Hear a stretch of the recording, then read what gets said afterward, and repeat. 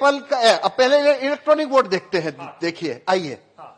तो ये show result कर रहा हूं अब मैं जी। ये शो रिजल्ट। तो टोटल वोट कितना हुआ है? 4 वोट हुए हमारे। अब एप्पल को कितना मिला? 3 मिला हुआ है। कौन जीता यहाँ? एप्पल। क्या आपने एप्पल को वोट दिया? नहीं दिया। मैंने भी नहीं दिया। हाँ। सभी ने तो बनाना को दिया था। सभी ने बनाना को दिया। लेकिन यहाँ पे तो एप्पल जीत गया है। हाँ। और बनाना को तो एक ही वोट मिला है। हाँ। तो अब हम देखते हैं इलेक्ट्रॉनिक वोट को कागज के वोट से मैच करते हैं, क्योंकि काउंटिंग के दिन भी ऐसा होता है। ठीक है। हाँ। तो देखिए अब हम कागज का वोट देखते हैं। ये देखिए, ये कागज का वोट। कितना कागज का वोट है? 3 4 टोटल वोट 4। अब देखिए यहाँ पे टोटल वोट कितना है? 3 एप्पल। नहीं, टोटल वोट कितना है? और यहाँ टोटल वोट कितना है कागज का? 4। एप्पल का कितना वोट है? 3। यहाँ एप्पल का कितना है? 3। और यहाँ बनाना का कितना है?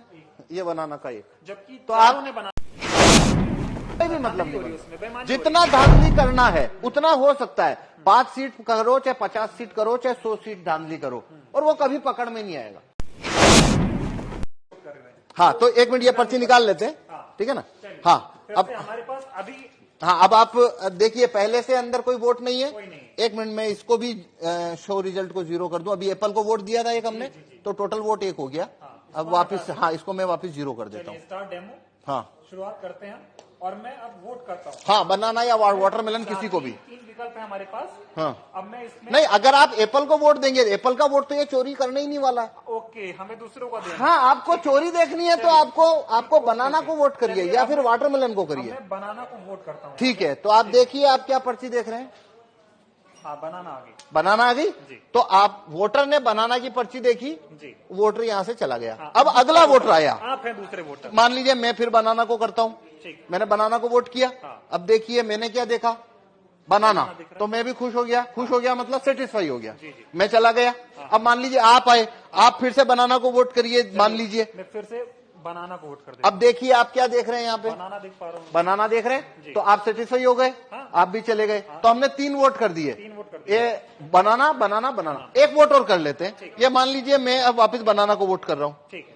तो ये मैंने बनाना को वोट किया, फिर मैंने देखा सिंबल बनाना। हाँ। ठीक है, 4 वोट किए। 4 वोट किए हैं।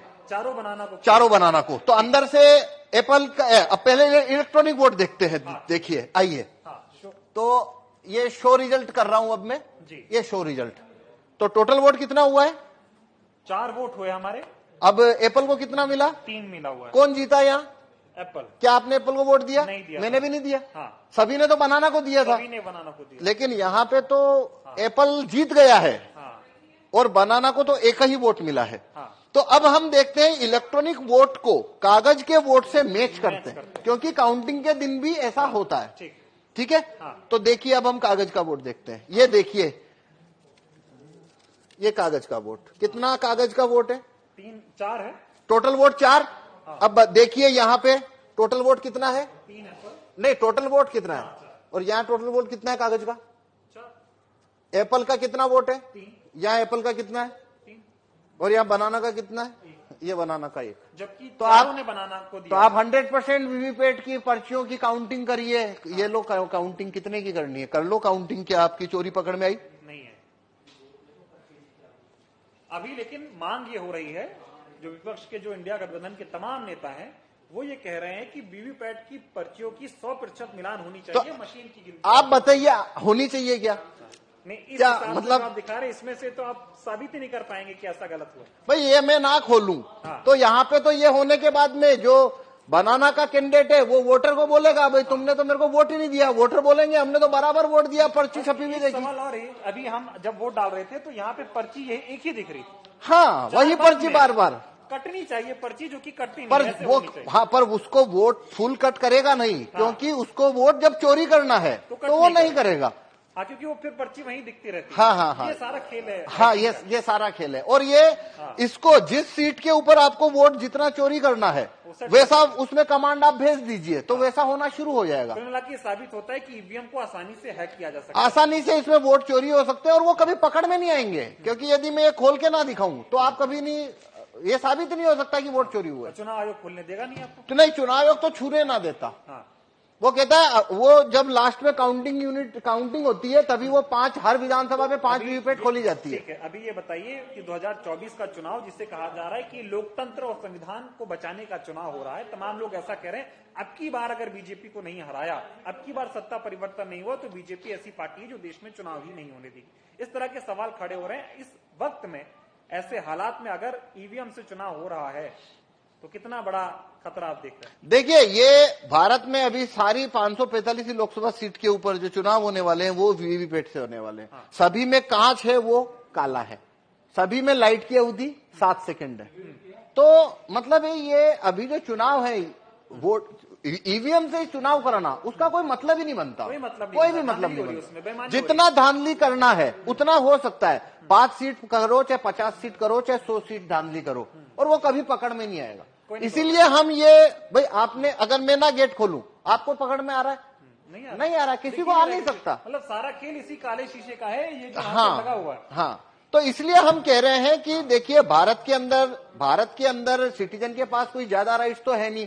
वोट वापसी के कानून, राइट टू रिकॉल भारत के लोगों के पास नहीं है, जूरी में आने की पावर नहीं है, और रेफरेंडम पावर, भारत में रेफरेंडम का पावर नहीं है। एक ही सिर्फ सिटीजन के हाथ में केवल एक ही लाठी है और वो है वोट देने का कानून। बस इतना सही तो है, न तो वोट वापस लेने का कानून है, न जूरी में आने का कानून है, ये सब तो है नहीं। अब वो एक ही तो कानून है जो सिटीजन की तरफ है, और उसको भी ईवीएम ने उसको भी मतलब डाउटफुल कर दिया। अब तो देखिए ये एक अलग बात है, वो तो एक लेबल हो जाए लोकतंत्र खतरे में है। भाई यहाँ वोटिंग खतरे में साफ दिख रही है। अब अगर लोकतंत्र जो भी होता है क्या होता है वो एक अलग बहस है कि आप लोकतंत्र किसे कहते हो, पर यहाँ भारत में जो भी है रूलिंग क्लास के पास सब कुछ है, वोटर के पास तो वोटिंग है, और ये वोटिंग जो है वो पूरी तरह से संदेह के घेरे में आ जाती है। तो पूरा लोकतंत्री जैसे आपको वो संदेह के घेरे में आ जाता है।